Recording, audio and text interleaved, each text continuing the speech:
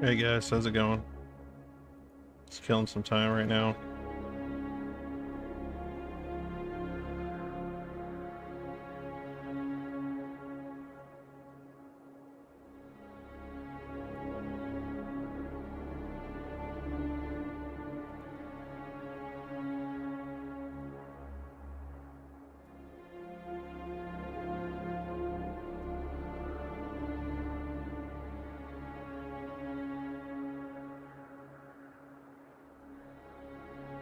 Oh, somebody's already on.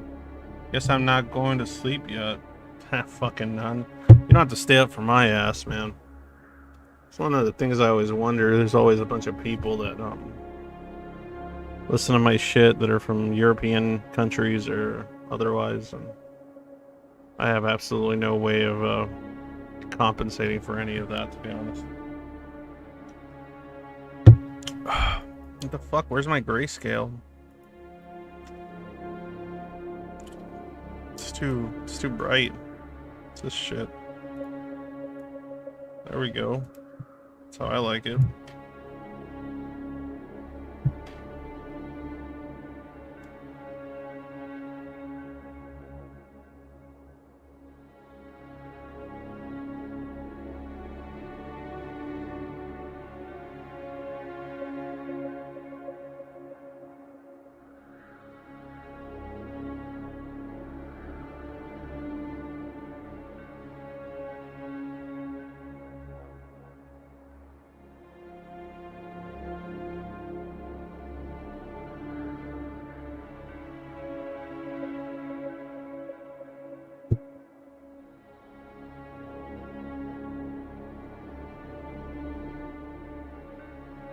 What are you up to, None?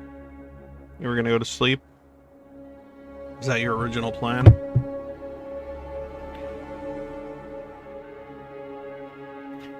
Oh yeah, it's probably good if I post this on the Discord. It's usually the smart thing to do.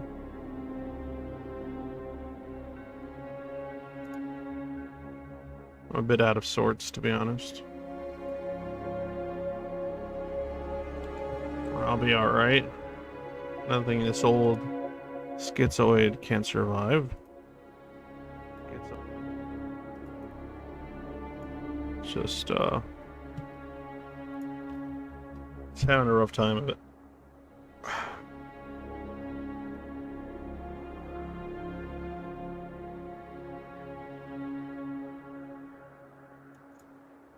See if we get anybody today.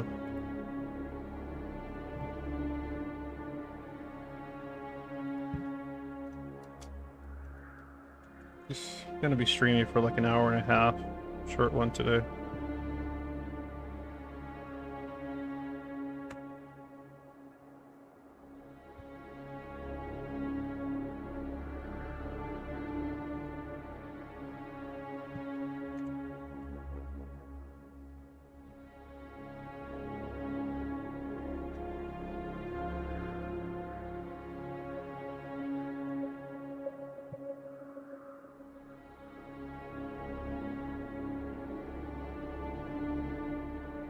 Yeah, but now I have something interesting to do. I always enjoy your streams. You say interesting things. Do I? Tell me, None. What sort of things do I say that interest you? I'm legitimately curious, because I don't find most of what I say all that interesting, as oftentimes I see it as the mad ramblings of a asylum patient.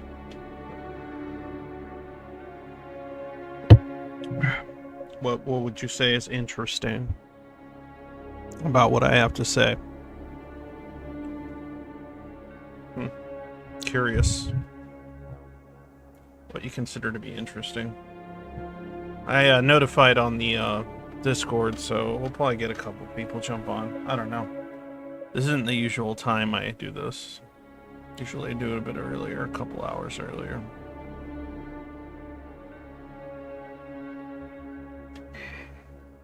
Back hurts.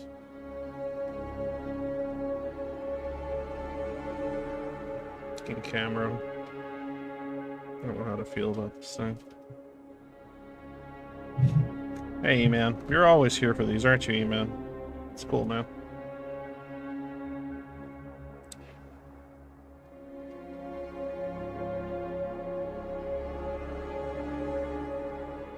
Well, anything really.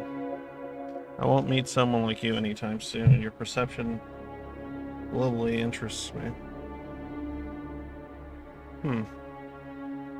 What do you mean? I'm curious. I'm legitimately curious. I'm always trying to figure out, like, what do you, what is interesting about my perception? What is unique?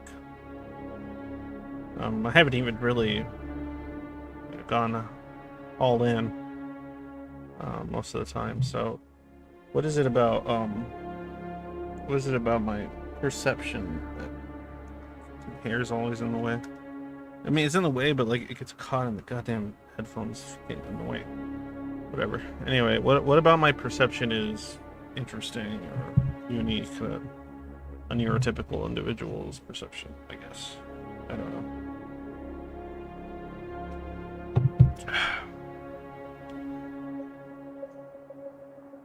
Ninomo, yeah. Ninomo has interesting perspectives on a variety of things as well. I think a lot of Zoids do. I think a lot of Zoids have interesting perspectives on a variety of things. The schizoid perception. I don't know how to explain it really. I can explain it. I feel like I'm getting closer and closer to being able to explain it to just about anyone. The more I contemplate, the more I think about it.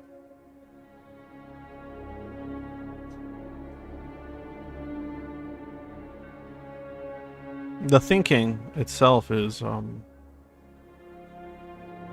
might be a little bit more than just schizoid. I don't know. I haven't heard it said aloud as much, so I'm unsure still. But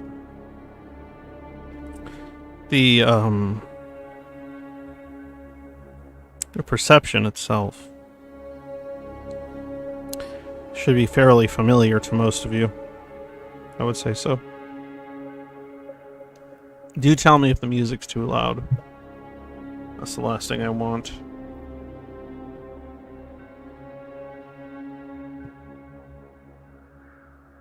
What about you, E-Man? What have you to say?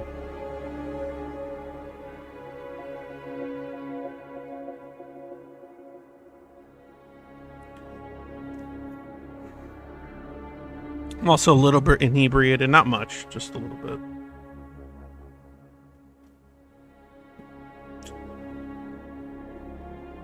A light buzz. About what? Says E-Man. Do you feel as though, aside from the symptoms of being schizoid that most people already understand or are aware of, do you feel as though your thinking is has been shapen or molded by certain disconnects and allowed you to pierce through certain veils? Perhaps not others, but certain ones, certain things have become revealed in your mind that maybe a neurotypical person cannot perceive.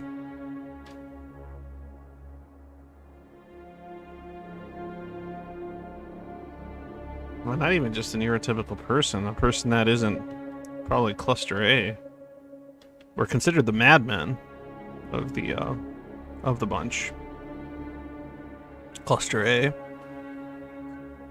schizotypicals and typals, schizoids and the schizophrenics. We are the madmen, mad women of this world.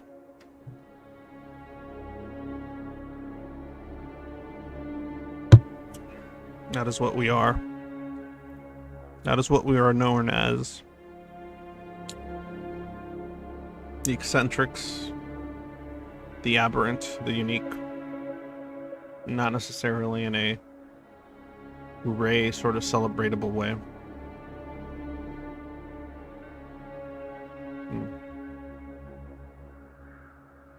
I definitely have a different way of looking at the world because of my life experience. Or lack thereof, right?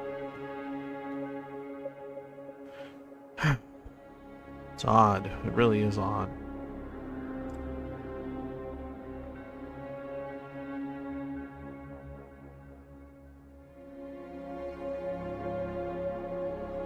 Kind of jumped on this stream. I wasn't actually planning on it. I'm feeling rather somber at the moment. It might change with some company. But who knows, right? Let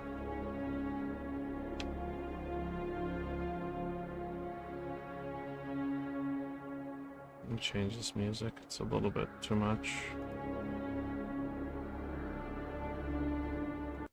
I like this one. This one's nice.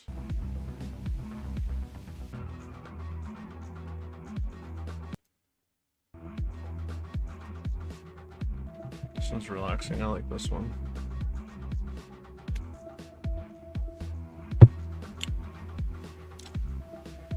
Wow, surprise. It's only the two of you right now. By now, there should have been like 5 or 6. I generally wait, but I'm not sure what it is I'm waiting for today. Not waiting for anything specific, honestly. Guess I'm just waiting for individuals to ask me questions or oh, E-Man, you're on. What's up? How's it going? Hey, good. I'm glad you're on, man. What's up? Have you been on before? I can't recall. Yeah, last week. That's right. That's right. Who is that in your avatar? I feel like I recognize his face. Oh, that is a character from the movie adaptation of Communion. There's a movie called Adaptation of Communion?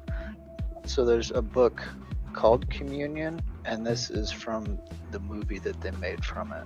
What was the movie called? Communion. Oh, okay. Is it science fiction or? Some people think so, but there's a guy named Whitley Strieber, and he's a lifelong experiencer of alien abductions. Oh, okay. And this is one of the aliens that comes to see him. Is this an illustration or a depiction of him in the, like in the movie itself? Oh, I did like a screenshot from the movie. That's interesting because it looks. Is it animated? Because it doesn't look like a CGI. They're little rubber costumes. Wow. I mean, I guess it's because of the size of the avatar. It looks like a illustration. I'm surprised nobody's gotten on yet. Usually I get like 6 or 7 people by now. That's why I usually wait like 15 minutes before I get to rambling. But I don't know. Maybe it's not the usual time I do this. Yeah, generally it's what is it, 2 p.m. or so PST or PTP, whatever it is, California time. But today I did it like around 5 o'clock. I don't know what time it is in wherever you're at. I'm on Eastern time, so it's 8:30. 8:30. Oh, that's not bad. The good thing is, like, as long as I do it before 5 o'clock, as long as I do it before 8 p.m. here, I can at least get a hold of my viewers. They're all from the U.S. The European ones, though, I have to get that to a p.m. started so that they can see it at night. Anybody else, though, probably ends up watching it later because I get some views after it streams, so I'm guessing it's those people. The retention is surprisingly good, so I'm like, okay, cool. I guess I'm saying something that people find interesting for whatever goddamn reason. At the moment, I've been having a few of these Mike's seltzers. They're quite good. I like them because I usually stick to seltzers that are less flavorful because they have lower carbs because I do keto. But these are 1 carb a piece and they have stevia, so they're quite sweet. and I enjoy them thoroughly. Do you have a drink of choice, friend?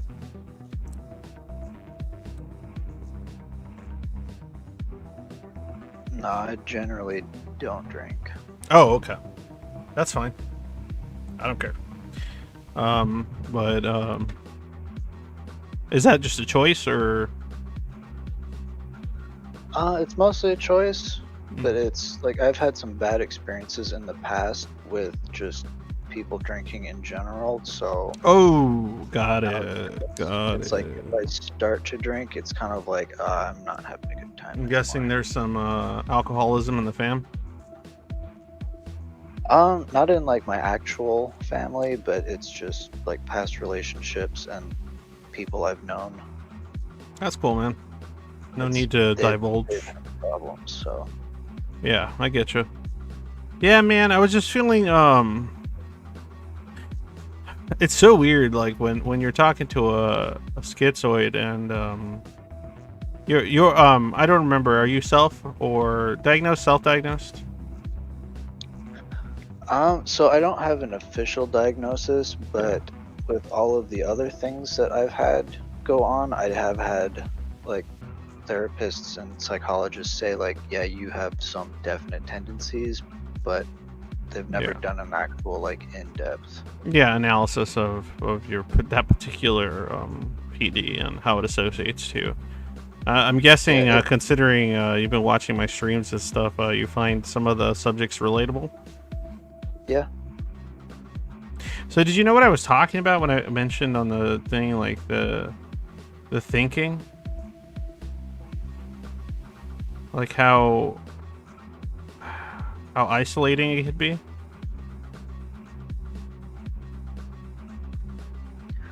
Well, like from my experience is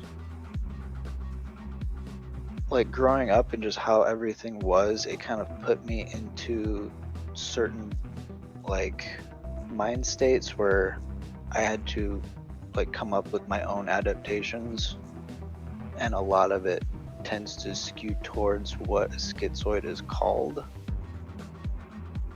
and some of them it's just I think differently from people. Does it ever feel like it's to the point where it's socially maladaptive? Like it's just not. It's not good. Like if you're just thinking in terms of fitting into society, it's not helpful or not useful. Regardless of your intention or your feelings regarding like, how you should express yourself or whatever, or like whether, individuality and autonomy and all that kind of stuff. I'm talking like on a pragmatic level. Do you find it to be occasionally detrimental to the purpose of trying to adapt to the framework that society exists within? Definitely, yeah. It's like there's some things that like I have opinions on Mm-hmm. that definitely either don't jive with what's commonly accepted or it's somehow misunderstood, so people will just assume things of me. Yeah. Like it's like I refuse to vote. I hate voting in any sense. Mm-hmm. And I'll tell people like I'm not gonna vote, especially if I don't like any choice. I'm just not gonna do it. You stopped And then out. but then I've had people just assume that I don't want any choices at all, and that's not true. It's just I would rather make my own selection than to have to pick from what's shown to me. No, I absolutely understand. No, I absolutely understand. I've made choices similar to that regarding voting. I've also made choices in which I quote unquote throw it away because it's just almost like a symbolic representation of how meaningless my action would have been had I even voted in whatever direction I found interesting. So I'll just like close my eyes and pick whatever.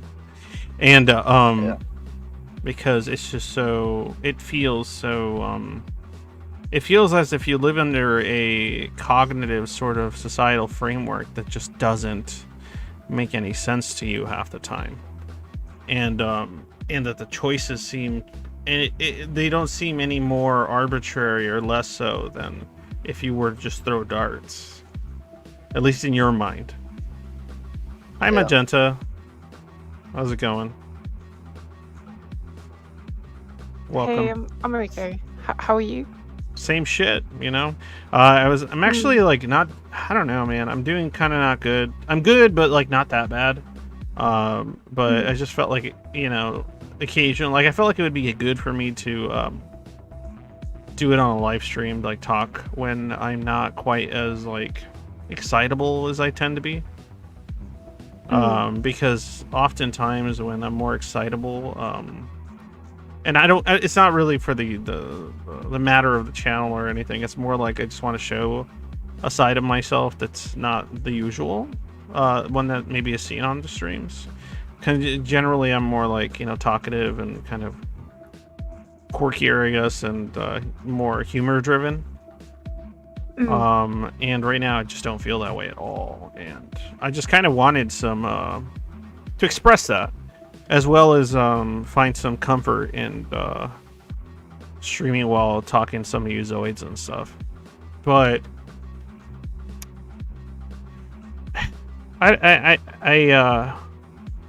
it's difficult. It's difficult in my opinion, and I feel, I don't know if you if you relate to some. I'm guessing maybe you do since you jumped on. I don't know if you relate to some of this stuff, as far as the like the maladaptive nature of the manner in which we oftentimes perceive the world. That in the sense that it can run contrary to our pragmatic ability to socialize, or not even just socialize, just to exist in a suitable way around neurotypical people, like the constant self-censorship that seems to occur inside of us, because our opinions or thoughts on specific matters, oftentimes not driven by any particular ideological position, can many times be misconstrued as such, because we ask questions, we wonder, we inquire about a variety of things that bring into question our motives, when the motives aren't quite what people perceive them to be. And it's difficult at times. It's difficult, and I've been pondering over this quite a bit. In fact, I'm gonna set up a conversation I will record with the German schizophrenic gentleman, Burger Krieg. I'm gonna do another one where we're gonna discuss aberrant sort of thinking, and how it can be used in a practical or useful way. He's an imaginative gentleman and a world builder sort of guy, so maybe we can come up with some fun ideas. But I'm just feeling a bit somber about it at the moment, and probably increased levels of solitude due to it, because regardless of how much I love, like, say, my wife and my kids and stuff, that's one aspect of myself that I can't quite explain or connect to them with, because it's a more somber, kind of more depressing, kind of cynical, jaded aspect of myself that I honestly don't want to. I don't want to have them, be a part of, because it's oftentimes associated to negativity and cynicism. So about humankind. So yeah, go ahead. Is it the bigger picture that you struggle to, like the bigger idea about why you're doing what you're doing? No, oddly enough, I know why well, yeah, I think I think I know what you're saying now. Like I don't doubt my motives for why I'm doing what I'm doing. This is the only thing that's ever felt right that I've ever done. But so as far as that goes, but if you're talking about the meta narrative kind of question, I mean more in terms of like feeling one day like this is what I'm supposed to do, this is like this is what I care about, but then the next day feeling emotionally detached, you know? And then you can cognitively remember, like, oh well, yesterday, like or earlier in the day, I felt this, and I know this to be the case, but like there's like just an emotional disconnect.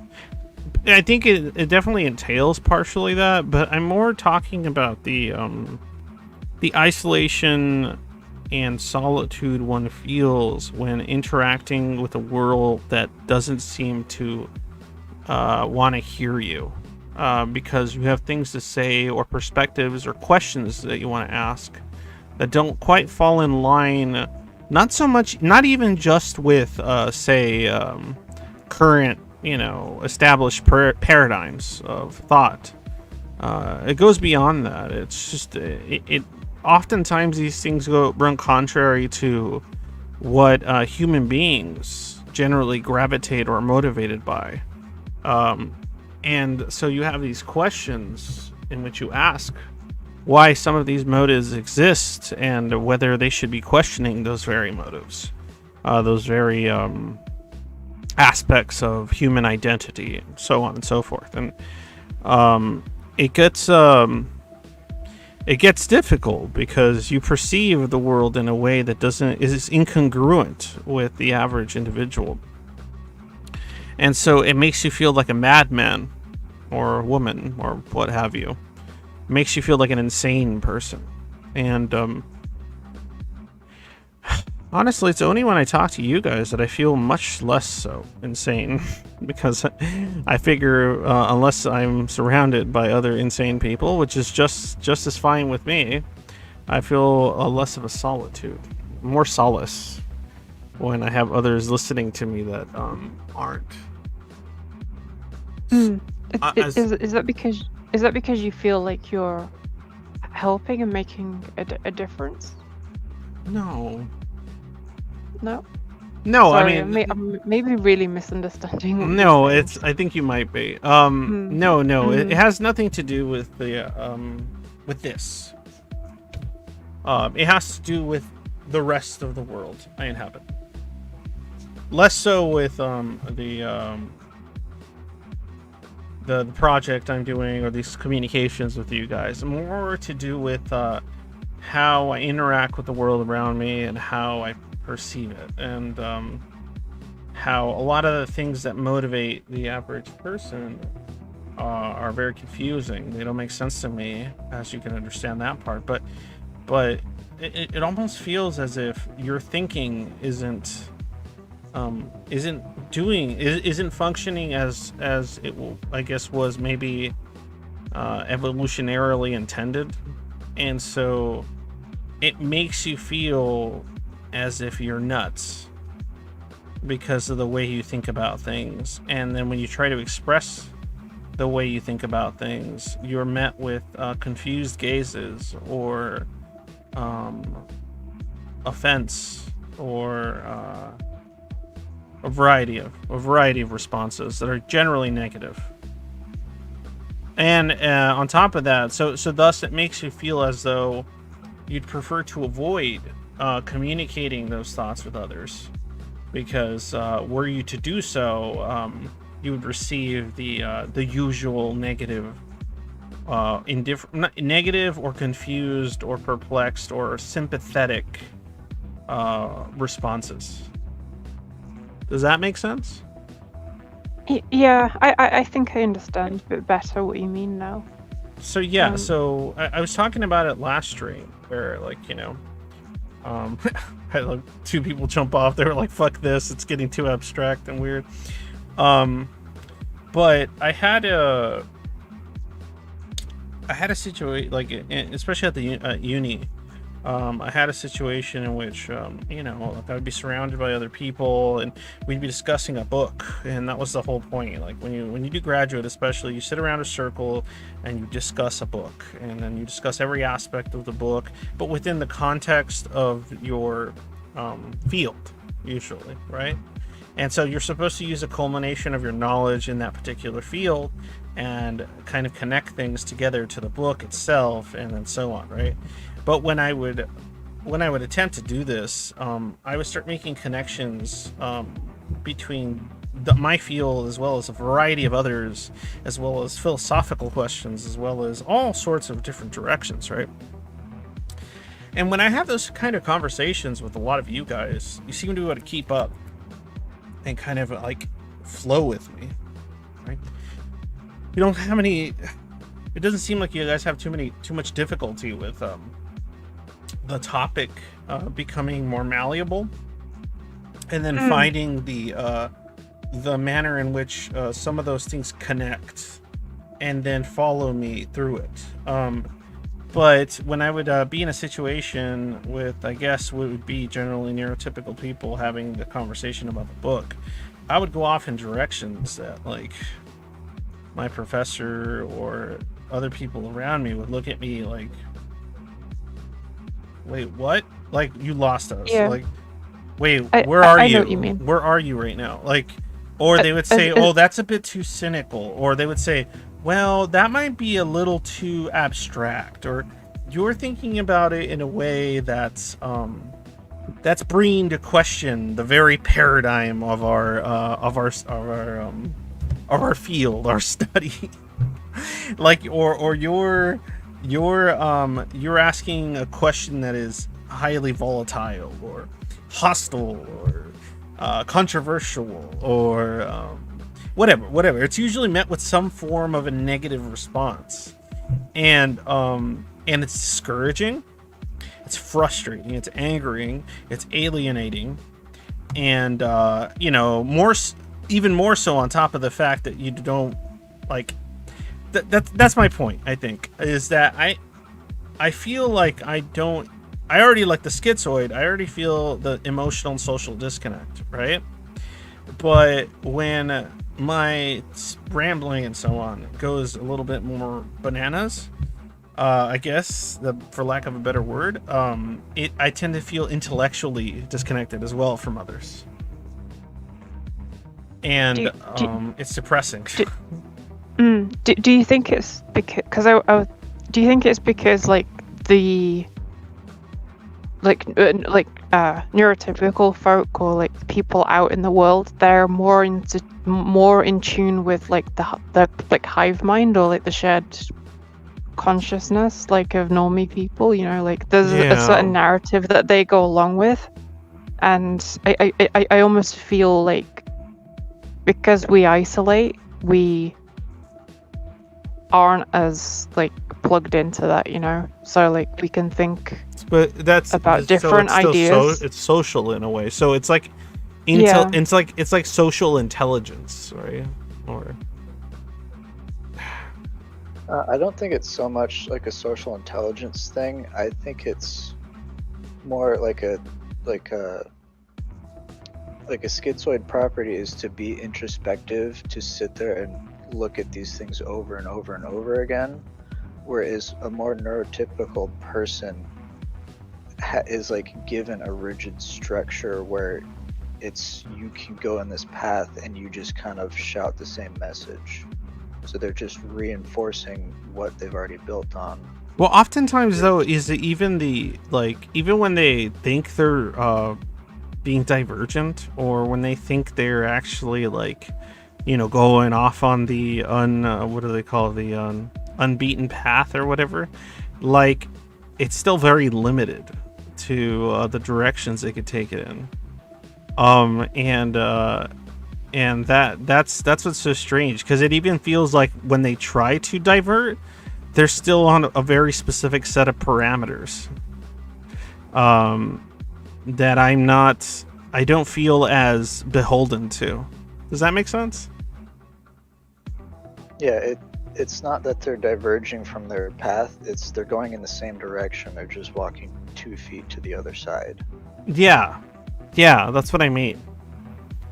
And it's really weird because oftentimes when you take these kind of strange routes, people perceive it as being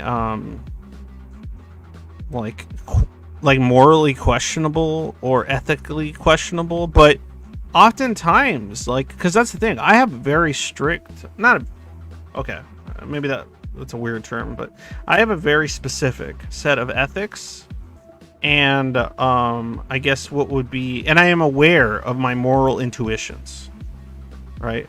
I'm not saying my moral intuitions are the correct ones every time, but I am aware of my moral intuitions, but I do feel strongly about my ethical principles, right? Those are separate things. And I have those. They're established. But it still doesn't stop me from having specific conversations and going into topics in highly divergent ways that would be uncomfortable, unsettling, or confusing. More confusing than anything for most people, I would say. Does that make sense?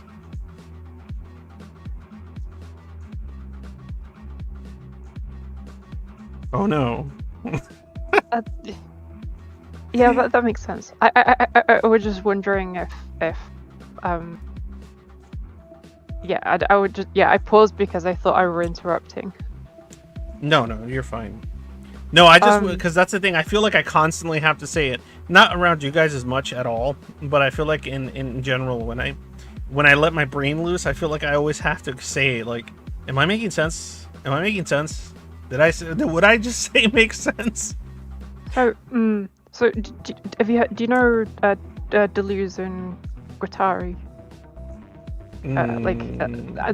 Because they wrote a book called Anti-Oedipus, and they talk about this concept called the body without organs.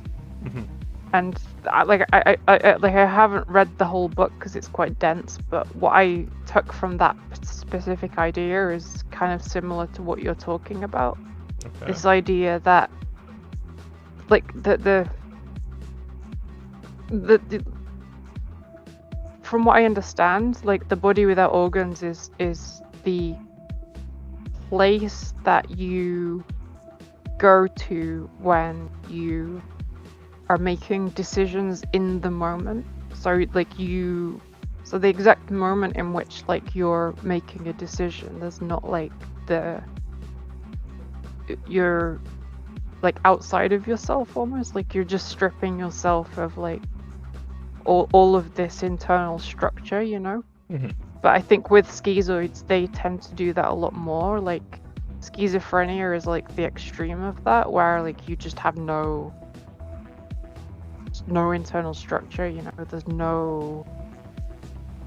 And you also confuse, like, internal and external objects. Mm-hmm. And I think schizoids kind of do that a lot too. Like, we don't have this super strong internal sense of self, you know? We kind of float around and things are a lot more, like, mushy inside, you know? Yeah. And yeah, I think maybe, and to tie it back to what you were saying, mm-hmm. maybe this lack of structure is what allows you to, like, to jump between different ideas and topics and make links that other people might not have access to, because they have this sort of structure, you know, because it's a part of their identity or way of thinking. Mm-hmm. And let me look that up. So you said body without organs? Yeah, the body without organs. Okay. I see. I've never. Yeah. Yeah. I mean, that's a very simplified version. No. Yeah. But yeah, I think we're because the book is about capitalism and schizophrenia. That's, like, the tagline, or, like, the subtitle. Well, what's the actual name of the book itself? I'm trying to locate that. I suppose it's this idea that Delusion? I mean, like, you're saying delusion theory, right? Yeah, like I'm grossly oversimplifying, but No, my I know that's understanding is perfectly fine. We're having a that conversation, so I don't expect you to produce me like. yeah, with capitalism, there's always this tendency to discard things, throw things away, and to reinvent yourself. You know, and I think that kind of behavior, kind of at its extreme, can mean that there's no like structure. You discard your personality and constantly switch something else. You know. Yeah, my ideas regarding it would Mm. delve far beyond this connecting it to capitalism or anything like that, though. Yeah, but like, there's a lot more complicated than what. Like, there's a very simplified version, you know. But all I'm saying is I think some ideas in that book might be relevant. All I'm saying. No, absolutely. Nothing more than that. No, I wish you would give me the title of the actual book if you knew it. If you recall it. Anti-Oedipus. Capitalism is. What? Capitalism. Diverse. Oedipus. Anti-Oedipus. Oedipus. Yeah, anti-Oedipus. Yeah.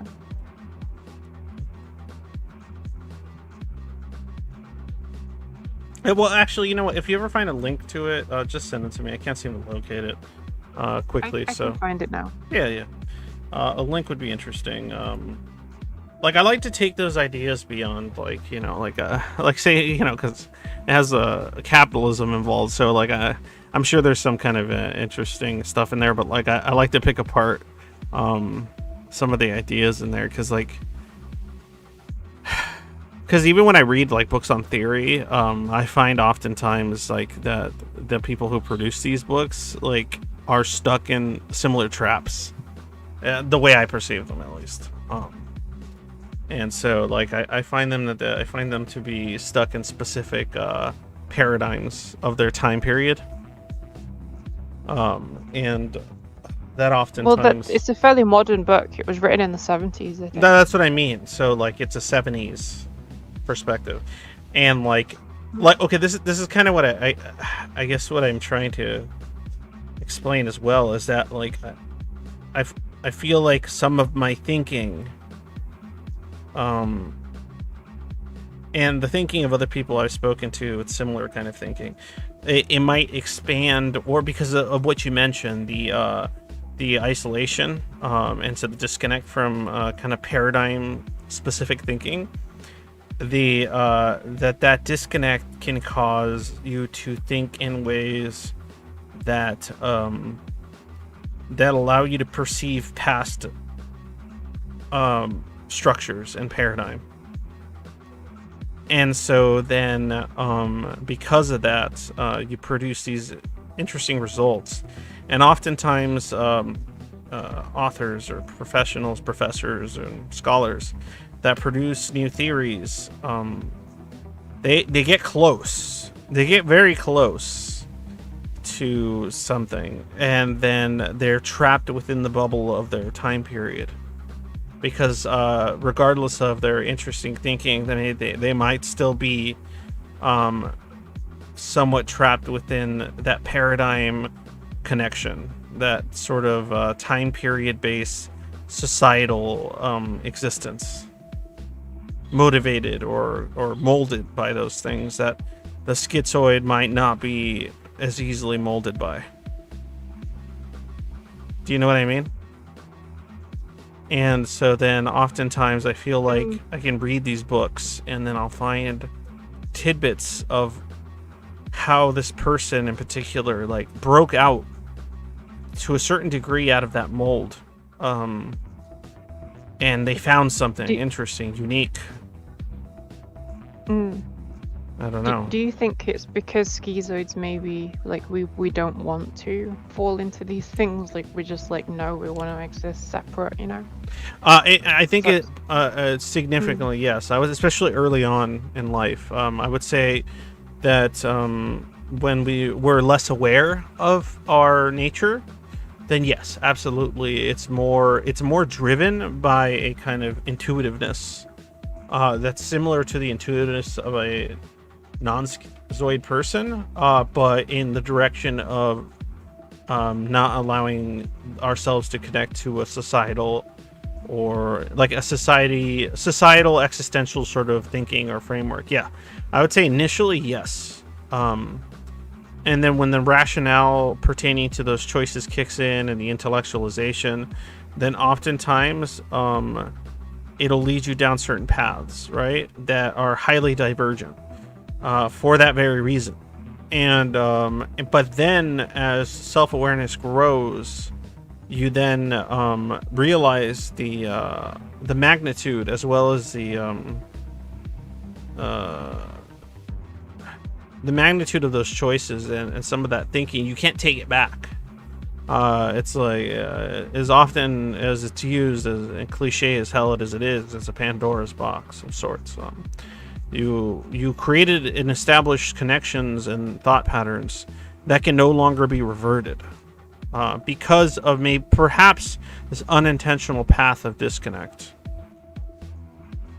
And so once those new connections and perceptions are made, you can't remove them, because then they're oftentimes driven and rationalized by what you perceive to be objective reality, a harsh, brutal, sanguineous reality oftentimes. And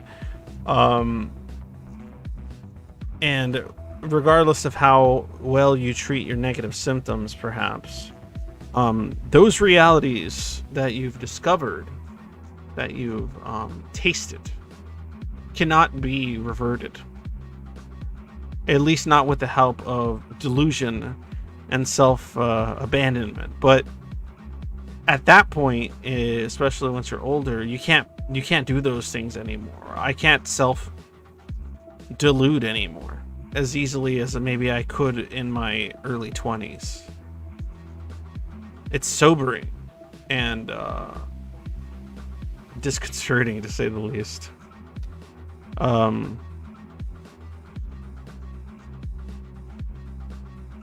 I don't know. And so oftentimes, like, I have this concern of okay, is what I'm going to say going to sound just batshit crazy to people? And because of that, obviously you have material concerns that you have to worry about. You know, surviving, staying alive, and also emotional concerns, because, like, for example, I have a wife and kids and I love them, right? But this aspect of myself isn't necessarily healthy nor positive for them to take part in or experience, because of the manner in which my, I guess, framework or my mind evolved in comparison to their own. And it runs on a conflict of sorts. And I guess part of my goal is to figure out a way to get this sort of thinking and that the schizoid often produces and turn it into something positive. Something that could be useful and less detrimental to the psyche and the feelings of alienation and isolation. And what I hate is that, like, sometimes the shit I say, I feel like other people just perceive it as some kind of crazy word salad. But all I'm trying to do is I'm trying my best to word what's going on in my head. I'm trying to produce proper, definitive sort of words that define my my intent of regarding what I'm saying. But sometimes it's really difficult. You're definitely making sense. It's just kind of hard to say anything about it other than, yeah, I know what you're talking about. Okay, well that in itself is encouraging. It feels good to hear that, and I think that's what I intended to do here right now, at the moment at least. I was trying to hear those words of encouragement. which is insane. Yeah. It feels insane because the schizoid part of my nature is like screaming at me. I don't need anyone. I don't need people to affirm me, to make me feel to affirm my existence and myself. I don't need others. I don't need others to make me feel less crazy, less insane, less incongruent with existence. What happened? Oh, I thought somebody said something. And the schizoid part of me is like, fuck you. You don't need that. You don't need anyone. You know, it screams at it. It drives you. Did you see the biscuit, Magenta? That's all crunchy. It's kind of like you're looking for acceptance, but the place that you got there on your own. So there's not really anybody to look to your side for that acceptance. Maybe that's what it is, but it's also sickening to want to seek it in any kind of shape or form, and it's not so much. God, everything in my mind is trying to rationalize it so that it's not that. It's not that. That's not what it is. Perhaps it's as simple as that's exactly what it is, but my mind just won't accept it. It doesn't want it to be that because it feels so pathetic and weak. Why is it required? Why is it a fundamental aspect of surviving, I guess, psychologically as a human being? When you live most of your life feeling as if you're apart or disconnected from most human beings. It's difficult. It's difficult.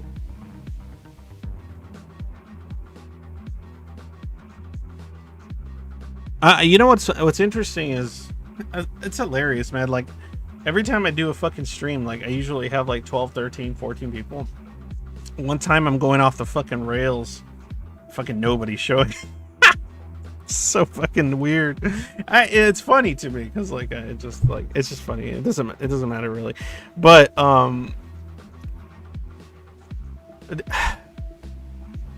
what triggered all this for me personally, I don't know why it did.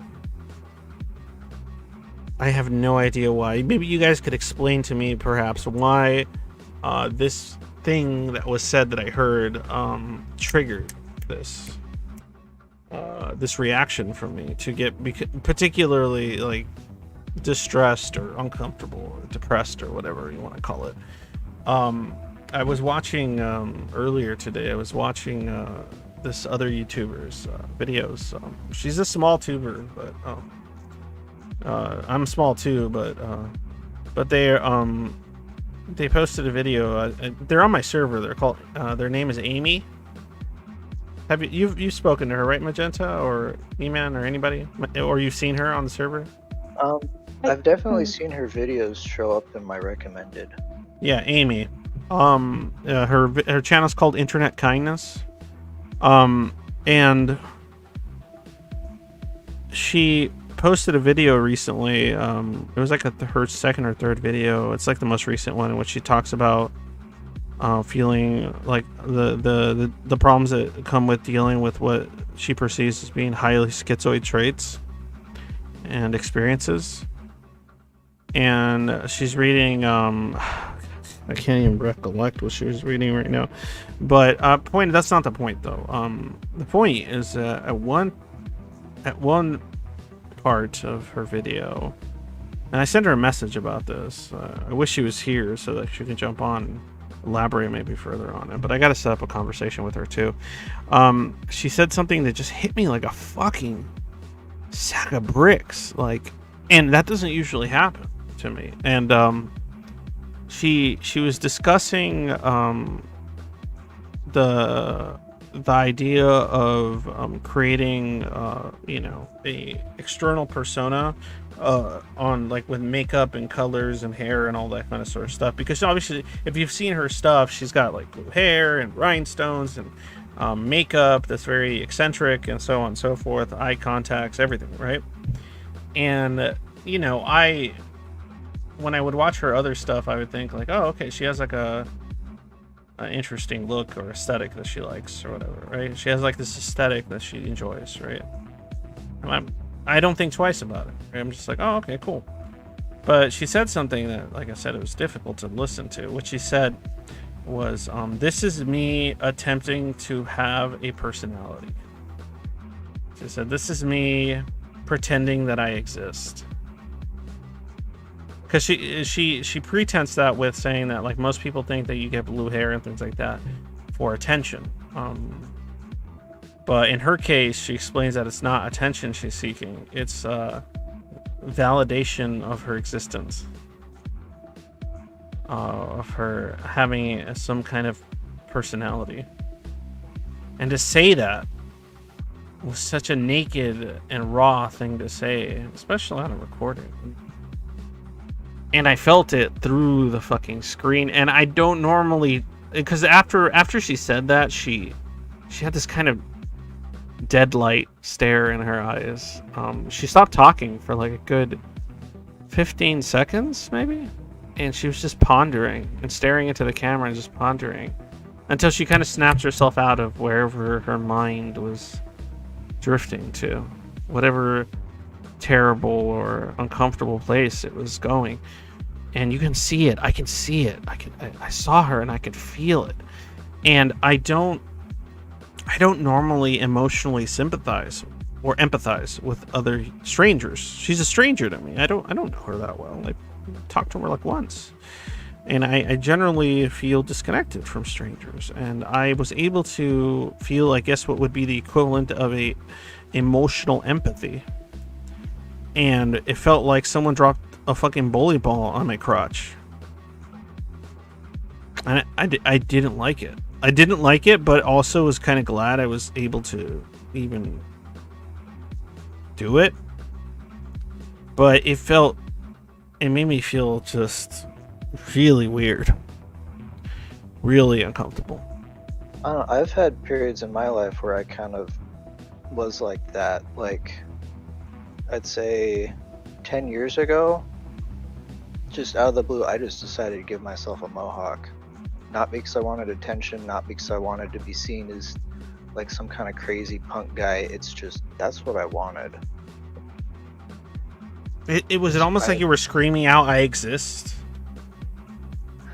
It was more like, because like with a schizoid person, it's you have yourself that's presented like in the physical world to people, and then there's the other you that's in your mind. It's like yourself for you, and that was my attempt to integrate the two together. So perhaps that's what Amy is trying to do. But yeah, like perhaps maybe that's what I was kind of resonating toward when she said that, because I was watching her stuff and I was like, this is relatable, oh yeah, I can understand that. So I'm like, like I generally am. And then when she's, for whatever reason, when she said that, it like got me. And then the look in her eyes and the quiet stare, and kind of uncomfortable like darting of her eyes while she was, after she said the existence part, that just, like, I guess whatever a person would say is like, I felt it.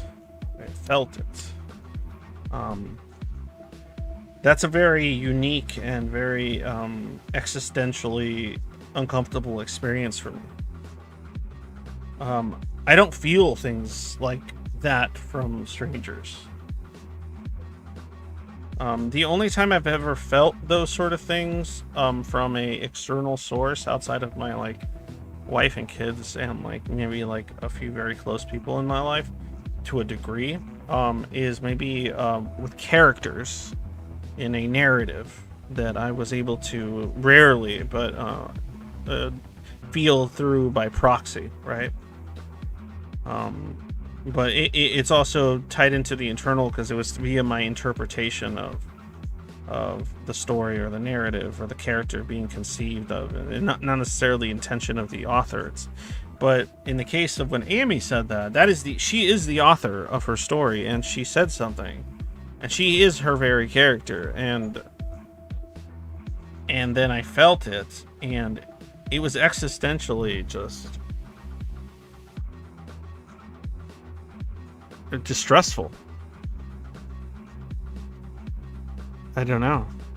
That's the only way I can describe it. And for whatever reason, that caused my thoughts to start going into thinking about alienation and isolation and feelings of emptiness and solitude. And that's not to say that, oh no, she said something bad, or no, what she said was profound, and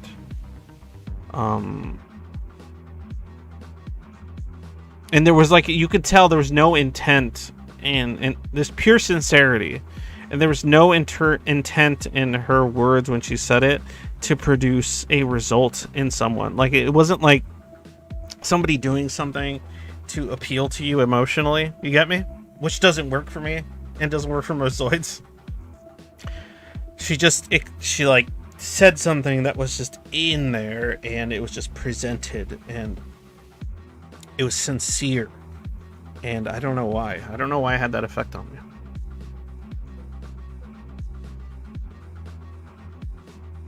See, now I feel like I sound nuts again. Well, I think sometimes we can look too much into this. But I mean, I'm not saying that you are. I'm just saying that it's... Yeah. Maybe I am. Yeah, like I do. I agree with what you're like. I can see how you might take something from it, but I think sometimes we have the tendency to like over intellectualize. So I'm wondering if part of that maybe. But that's what's so crazy. It wasn't an intellectualization that I did there. You know what I'm saying? Like, it wasn't... I know when I'm intellectualizing. I'm fully aware. I've become incredibly aware of when I'm doing that. And it wasn't an intellectualization. That's what made it frightening. It was a legitimate empathy, emotional empathy. And I didn't like it.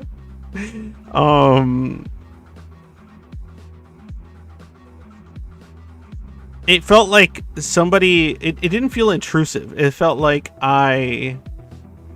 some automatic part of me, some more intuitive part of me connected to it. Not like they intruded upon me in any way. Because they weren't there in person telling me these things, trying to like seek my attention or my emotional appeal or something. Like, it didn't feel that way. I would suggest it, honestly. I would suggest watching it. And maybe you could see what I mean. I don't know. I don't know. It was just very, very, very, like, just visceral and like empathetic. Yes. You connected. Yeah. I connected on a like emotional level, whatever that means. Like, it's such a weird thing for me to say. Do you find that you mostly block that out with people, or? Well, yeah. Don't we all? Yeah. Like, that's the whole point, right? That's kind of what we do. And it's not even an intentional blocking. It's subconscious, or it's not something. It's just an automatic response.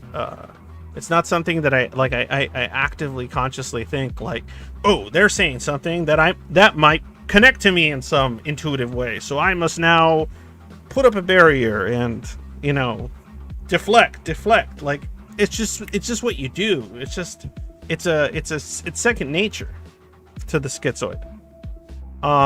And so when somebody does something or says something that somehow like circumvented, completely hacked my brain, I guess, my psychology, like it hacked it.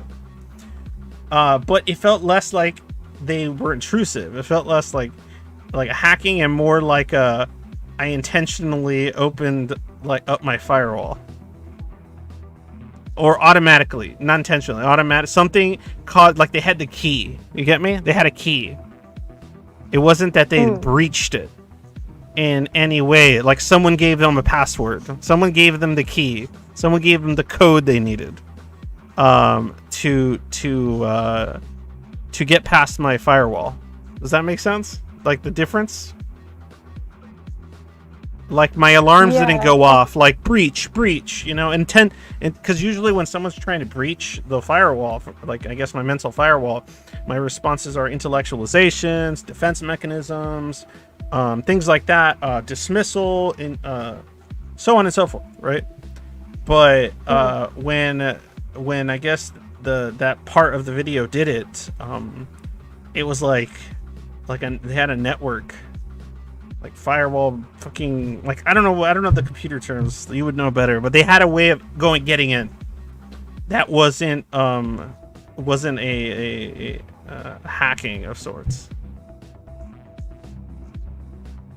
Did it feel too intrusive? Because I'm surprised you didn't like shut off. You know. Well, that's the thing. Like that's what. Well, I had to pause the video. But it didn't feel like intrusive in the sense that like, because when something's intrusive, it feels as if they're attempting to break in, and so like I said, your defense mechanisms kick off. But my defense mechanisms didn't kick off. Like I just felt it, but it was a combination of like discomfort and but kind of, it was kind of nice because I knew it was sincere. I felt sad, I guess. Like it made me feel empathetically sad. I don't know. Is it because you could relate? Relate more. Yeah, no, absolutely. It had to do with that. And that's did that make it more acceptable to open up? Yeah, no, absolutely. I think it had to do with that. That's absolutely on point. That's exactly why it happened. But it's nonetheless difficult. And I guess I don't know. I don't know if perhaps my response was to go in these weird directions mentally so that I wouldn't have to continue feeling whatever that was, because it was uncomfortable, because it was difficult. War to Raman. I'm sorry I didn't read anything. Is it normal for a schizoid person to be selectively mute, or is that an indicator of something else? Selectively mute. Like you rather not speak? No, that's often the case. I'm just an anomaly, probably because of the ADHD. Most of the time, schizoids aren't big speakers. They're big thinkers, just not speakers. So I'm not sure what you mean by that. None. I think I understand what you mean. Maybe. I don't know. I hope you do. Like, I guess it was a combination of it gave me hope for my emotional future. But at the same time, it was highly uncomfortable. Do you think it'll get easier if you open up more? Maybe, but do I want to? Do you want to? You know what I'm saying? Well, I don't want to, but I know like sometimes I don't want to eat, you know, like or exercise, but like I have to do it to be healthy. It's that kind of thing. Yeah, no, I get that. That's just that. I get that, but when we're talking about emotions, like that's a whole different fucking thing. Like you could technically, you could technically survive without opening up emotionally to the external world. You could technically, physically survive. How happy you would be with that existence is a completely different story. But what I'm saying is that you can technically survive. So, you see the difference there? Mm. Like between like the choices there, like the choice is not about survival. It's about wanting to, I guess, achieve some sense of self-actualization or emotional depth I mean, or whatever. Like those aren't as automatic or animalistic as say the need to eat or breathe. no, I mean, I'm not saying literally things that I need to do to survive. I mean, like exercising, I don't have to exercise, but I know that, and I don't want to go out and exercise particularly. Like, I don't want to go and run in the rain, but like, I know that my body needs that to be healthy in the same way that I know that I need interaction with other people to be healthy, to have a healthy mind, right? Mm-hmm. I think, okay, I see what you're saying now. So like it's almost like trying to like put the monkey brain, like ignore the monkey brain and do what you do what's right for yourself, you know? You're always questioning, is it right? Like, because the thing is, you know, exercising, like you gave an example, you know that's going to make your body feel better, right? But something psychological such as this, like, there's all these doubts, there's all this all this doubt, or all this wonder about whether this path you're taking is the appropriate one.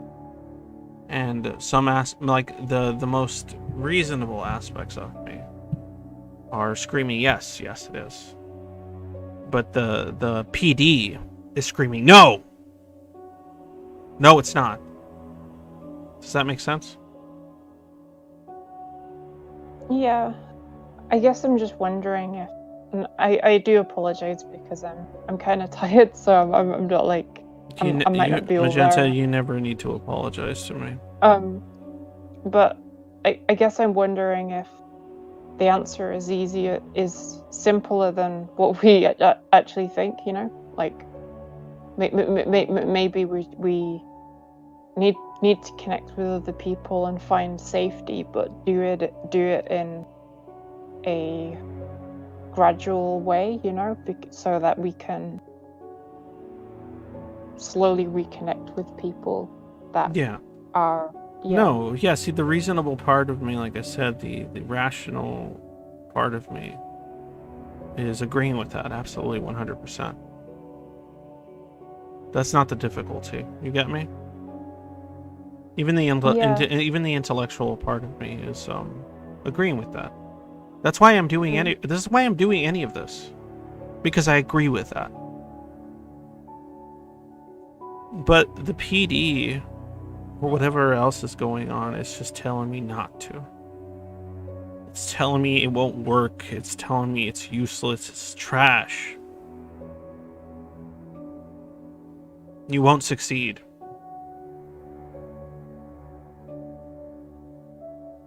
Because you are alone.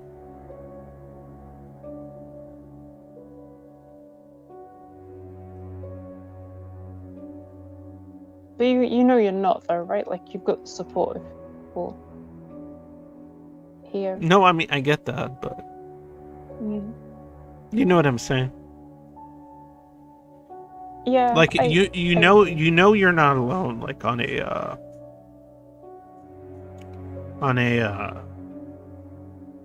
like if you rationalize it, you know, like I'm not alone, right? Like you're aware of that.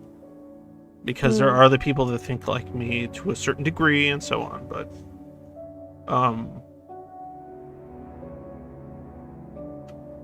what the fuck is that's weird. Okay. Thanks, body. What happened? No, but I guess I'm crying? I don't know. But I'm not aware of of Mm. cool. It's okay. No, it's just weird because it's like, okay, why? Yeah.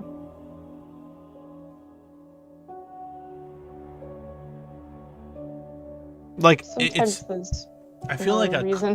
no, of course. Like I feel Mm. a clump in my throat. The symptoms of sadness. But I can't tell you why.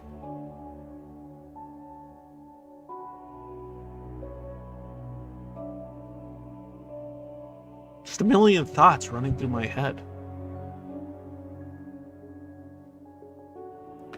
And no matter, I believe in what I'm doing. Never question that. But I'm also aware that the negative aspects, the negative symptoms of this PD, as well as other aspects of it, refuse to let go. Refuse to lay its hands off me. And one of those is the existential sense of pure isolation. Not isolation. Like I can't even use the correct word. Loneliness. Sheer loneliness.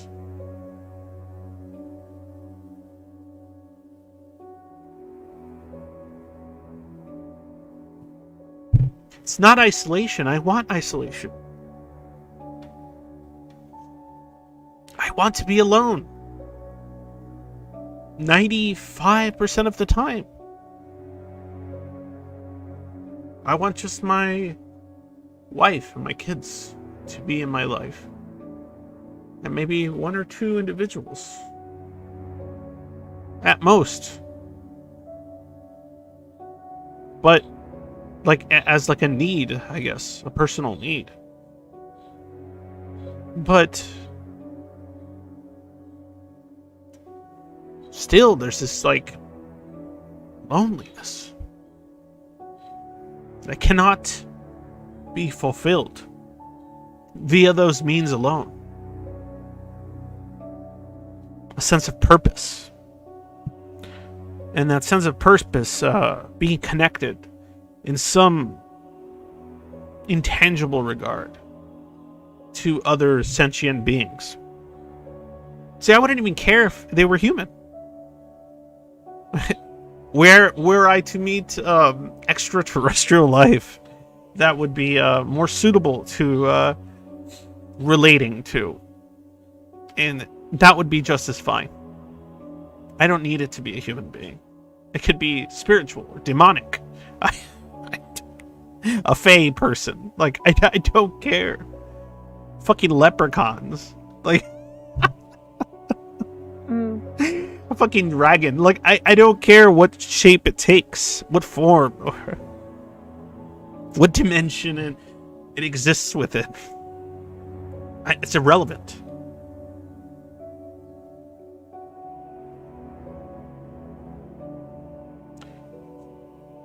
What matters is the sense of connectivity that seems to be lacking so much of the time. And the closest I've ever come to it is speaking to other Zoids. And maybe this path is the right one. Maybe this is the path that could lead us down the proper direction to establish some sense of connection to our fellow man.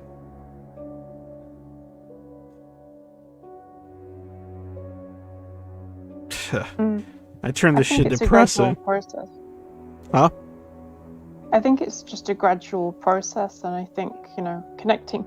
I've certainly found it's a lot easier to connect with other schizoids than it is with normies. So, maybe if we start there and then branch out, Yeah. Yeah, of course.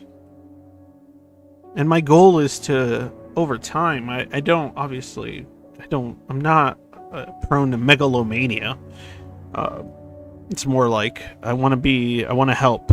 I want to help be some aspect of this process toward the awareness, accepting, reduction of stigma, and the not the sympathy, the more practical look at the usefulness of neurodivergent thinking,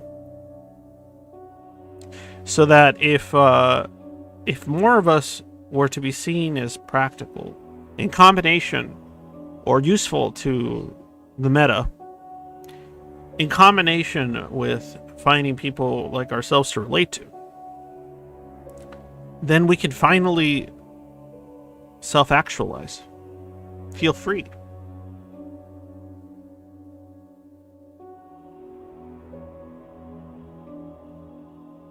And I hate it because it almost sounds like an emotional argument. But I feel like it's an ethical one, not so much an emotional.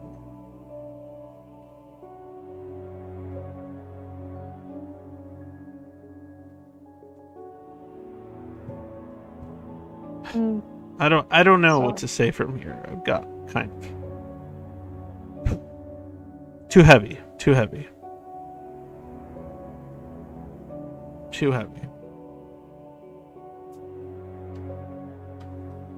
All right, what do I got? I got 10-15 minutes to kill, right? So let's move on to one of these questions that I was initially planning on getting to, as far as the Schizoid Reddit kind of thing. By the way, if you guys enjoy super depressing, shitty streams, please support me on Patreon and Subscribestar and PayPal, Bitcoin, whatever the fuck. If you're out there and you're some fucking schizoid with a golden yacht, go ahead and send me some money so that I can revel in my own misery, unimpeded, and do so on the internet for everyone to view. All right, let's see what we got here. Unless you guys want to input, E-Man, anything you want to mention before I waste the next 10 minutes or so on something else?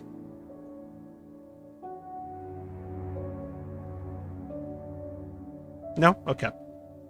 Well, like I have that same kind of feeling you do, where it's you have this drive to want to be alone, but at the same time you're looking for just something, for like just anything to be there, not to even like relate to, but just have there be something.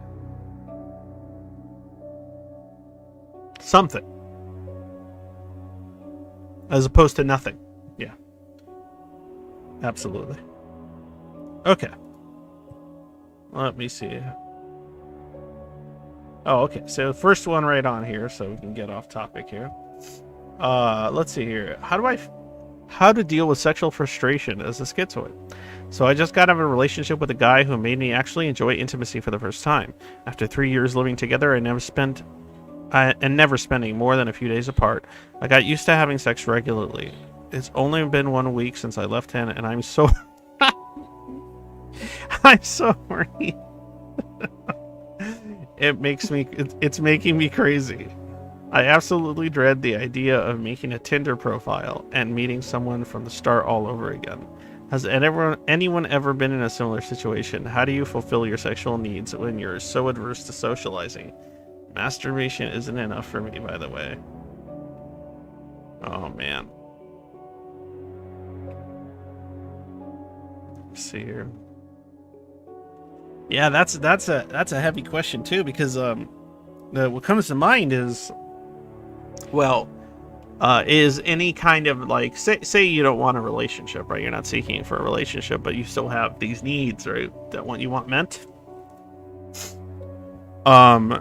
the issue would be how to fulfill those needs without possibly creating self-destructive patterns or kind of put yourself in situations that would make you very susceptible to, like, I don't know, whether it's reliving trauma or putting yourself in high anxiety positions in which then you can't really even achieve your intended goal of, coitus. So, at least enjoyable coitus. That word's so cringe, I like saying that. So I can see the dilemma there, because how does one achieve that in a non-social environment? I guess the only thing I can think of would be to find other individuals that have the same needs in the same positions, and then meet. Hey, let me ask you guys, E-Man, Magenta, very quickly, since I'm gonna have to get off of this in a little bit here. I spent most of my time fucking being a fucking pity party. So, okay, tell me personally if you would find this easier. Okay, if say there was a Zoid out there, right? Like, whether you met them through the server or you met them in real life, whatever, right? Like, over time, and they live in some similar vicinity to you, right? And they were like, hey, I also have these needs, but I have zero intention of emotional connection. And so thus, we can meet and pretend and have a good physical time. And it'll be mutually beneficial. And none of the awkwardness, as we both won't speak or participate in any kind of conversation outside of mashing our genitals together. What do you guys think of that possibility? I mean, I wouldn't do that. That's just not me. Like, Yeah, I remember you had mentioned you do need the intimacy. Yeah. Or, I okay. think I'm only attracted to people when, like, if there's an emotional. What about connection, so- what about this? What if it's a British person that's, near you, and they're a Zoid, and you establish some kind of workable connection that's relatable / emotional, that you develop as a friendship over the course of a year or so, right? But neither of you necessarily wants a relationship, and so thus, what if that situation were to occur? Is that different somehow? Not saying that's what you're looking for. God damn it, that's a really bad question. I don't know. That scenario just seems a little too contractual. Yeah, even that, huh? Where it's like you're starting to get things like written down in pen and paper of, okay, this is what's going to happen. We're going to have these things go on for this long at this point in time, and it's like, I don't know. No, that's the thing. That's what I was wondering, if the contractual aspect of it would be all that bothersome for the Zoid. It would just be a matter of trying to attempt to meet a need without causing any harm to the self. I don't know. I would tell this question asker to learn you should try learning lucid dreaming. So that they could have, like, astral sex type stuff? Do whatever you want in your dream. Oh, so they can get busy in there and have, like, a bunch of cool wet dreams? Yeah, and then you're not actually dealing with anybody. Nobody knows. It's just whatever you want. That's not necessarily attainable for most people, I would say. But that is an interesting solution, to say the least. That is a very interesting solution. I didn't even think of that. It's a very viable solution. It's either that, or you've got to work on your inner fantasy life a lot more.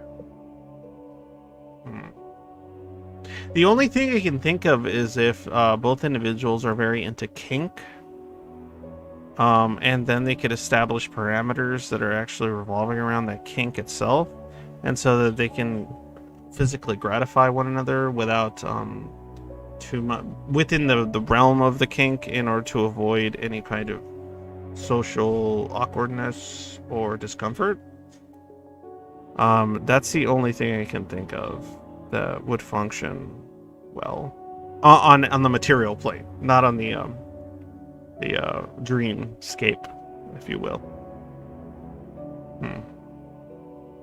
Because even in dreams, is there the possibility that upon waking, that same kind of lack of a material experience will still kind of feel empty?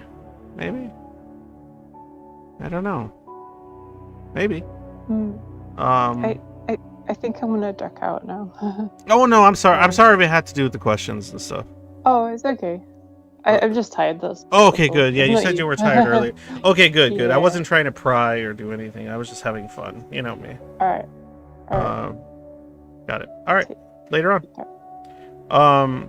Okay, so Milo says, I do that if it is a Zoid. The brain can't distinguish. I don't know, man. Are you talking about between a dream and not? I don't know. I don't know if the brain can't distinguish that. Especially if you're talking Zoids, man. Because if you're lucid dreaming, then you're aware that you're in a dream. Usually. Right, E-Man? Yeah, but it's like I'm still working on like getting the actual lucid dreaming to work, but it seems like the more you do it, the better you can integrate that into it not just being a dream, but more of like an experience. But my question is, like, let's just say somebody gets incredibly good at lucid dreaming. There's no, I'm guessing there's no way to disconnect from the fact that it requires you to be aware that you're dreaming in order to make it as lucid as possible. And what I'm wondering is how would you be able to, how would it be any different than, say, if you attach yourself to some kind of simulation VR sex thing, like not that we currently have, but like something, say, like a holodeck, a Star Trek style holodeck. Like how would you psychologically be able to gratify the whatever aspect of yourself, of your subconsciousness, via those means? I feel like there would still be a gap there. I think it would just be something like, how desperate are you for this kind of experience without like kind of compromising yourself to get it. And that's what's funny is, like, that's the question though, is it starts becoming, the philosophical question starts becoming, how much of life or actual living is the ability to compromise the self in order to change and evolve, and to find new means in which to not do so might be inhibiting yourself in some unknown fashion. I don't know. That's just a thought. Something to ponder.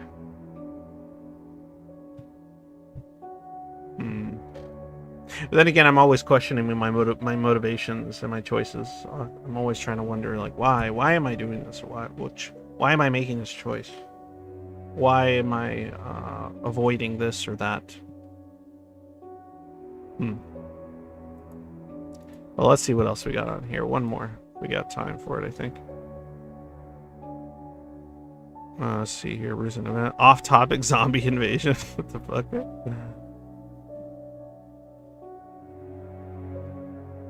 Ideal relationship model? I'd rather not read that one if they're underage. Let's see.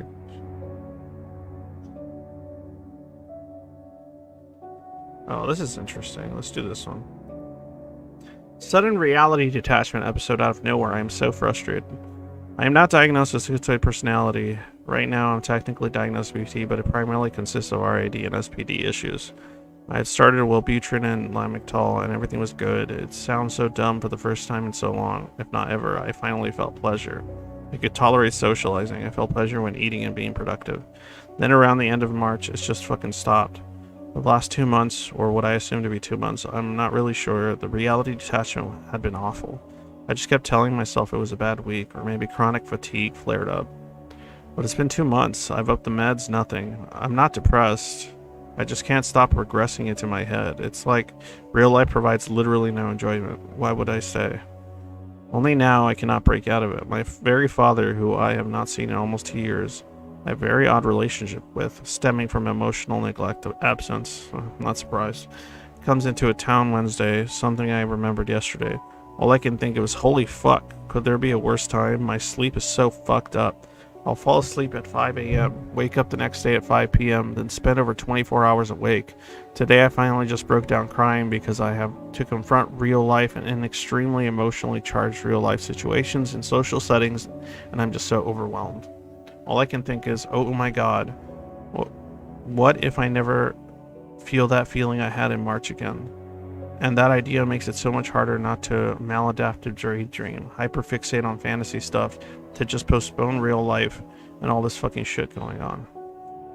I don't even know what to do, and I feel so fucking alone. God know I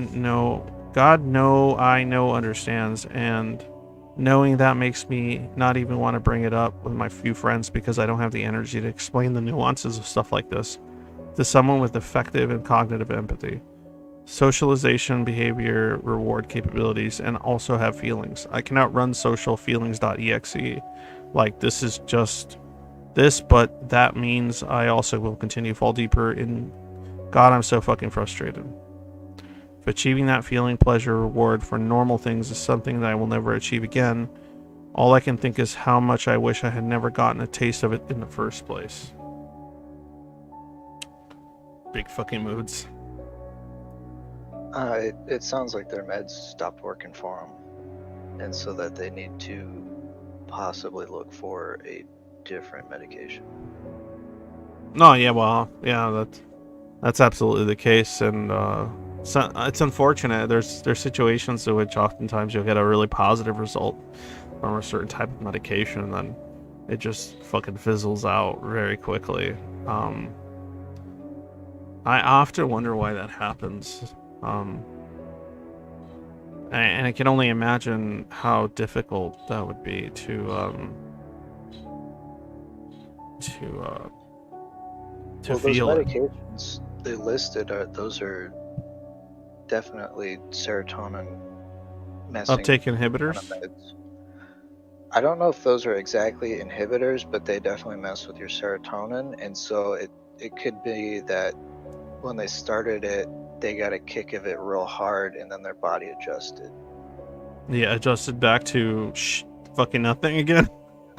Yeah, so it's like, oh, you're gonna do this, we're gonna switch it back down for you. It's so insane.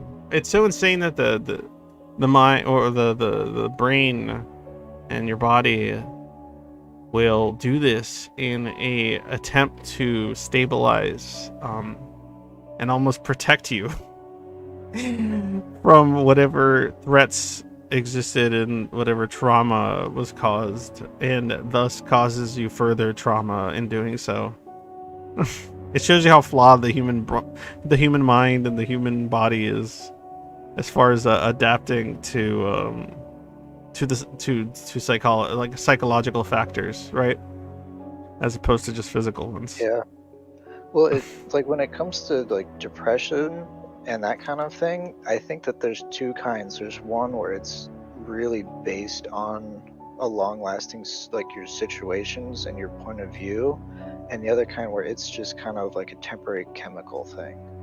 And when you get put on these meds, it's more of targeted towards the chemical aspect of it. when that's not always what's going on. Yeah, there's Like oftentimes that an could be, intangible factor that needs to be worked on, a yeah, non-chemical. like there's always that mechanical aspect of it, but it can't be corrected by putting more into you. Yeah, that's how I always saw the medication I take. It helps me manage my life in a more productive direction, but it doesn't fix my problems in any shape or form. I am definitely much more happy with life right now, quote unquote happy, than I was, say, a year ago. But I'm still just as frustrated, I would say. But yeah, medication can definitely be helpful, and in the case of this individual, I think that's partially what it is. I'll share a quick little anecdote before I log off here. When I was taking, I think it was the Zoloft, right? When I was taking Zoloft, one of the funnier side effects I mentioned before was the inability to ejaculate, which is hilarious. And it's part of the reason why I stopped taking it. But there was one aspect of it that was, it was like a void calling me, a somewhat destructive aspect that I almost made me want to keep using it. And tell me if this is relatable, but the drug didn't increase my emotional amplitudes. It decreased them further. And it got to a point where I felt literally nothing, right? But not the nothing many of us already know. A nothing that also made me incapable of feeling that weird subconscious sort of loneliness and inability to like strive at life, right? Like that kind of struggle that the schizoid deals with, I couldn't even feel that. Yeah, it's like a difference between like looking into like a dark hallway where it's emptiness and it's kind of like you can feel like the depth of it, but compare that to like putting a blank tape into a VCR where it's just flat nothing. Yeah, like it's not even a dark hallway, it's just static. Yeah, it's not even just, like comprehensible. Yeah, it's just right in your face. You can't see beyond it. It's just that. And when I was taking Zoloft, it did that to me. Like, I wasn't sad ever. I wasn't glad. I wasn't lonely. I wasn't... But I also couldn't feel the things that I did like. Like I couldn't feel my love for the people I care for as deeply. Yeah, I couldn't like feel kind of anything. Like, it's like you transform from a robot into a mannequin. Yeah. I guess so, yeah. Like, even my programming was just like, you know? Like, when I was on that Zoloft, like, I could have probably heard some really bad news, and I would have just, like... I don't even think I would have been capable of cognitive empathy when I was using that shit. It was horrible. It was fucking horrible. But that wasn't my case. Other people have had different experiences. That's the aspect of it I've never actually talked about. I always mention the sexual dysfunction it caused because it's funny, but the more sobering kind of difficult part of it was like... But what was weird is my intellectual part was still there, and I was almost like, there was some aspect of me like that was like, isn't this what I wanted? And it wasn't, but some part of me was yelling like, hey, you don't feel anything. Yeah, it makes you okay with the nothingness. You don't feel anything. Isn't that what you wanted? And when I saw that the nothingness started kind of affecting my ability to enjoy what little I could, I was like, no. Something in me was just like, this is wrong. This is wrong. This is not what you wanted. I'd rather be suffering than this. Whatever this is. It's almost like I became what others like the way others perceive. I envisioned others perceiving me as this distant, cold robot thing, and it made me feel like the very thing that I always feared I was. and I didn't like it. Honestly, the experience made me want to, and motivated me to want to do otherwise. Because I felt nothing. I felt nothing for the first time, and I didn't like it. And oftentimes we say we feel nothing, and I would say that's definitely feels like it's the case most of the time. But I couldn't even laugh at jokes. I couldn't even find solace in humor. So I guess the last thing I want to say before I log off is, besides, you know, sub to my Patreon, fucking give me my PayPal money and all that kind of bullshit. If you could, it helps me out, whatever. And, you know, like and sub and whatever, bell notifications, blah, blah. The last thing I want to mention is that, even though it feels like we feel nothing, and we, you know, make jokes about it all the time, you don't know till you really haven't. Till you've been in a place where you do feel nothing. And when you feel that, it's far scarier. It's like you can't breathe. And you have to make a choice at that point. Do you want to breathe or don't you? And I guess I chose to breathe. Anyway.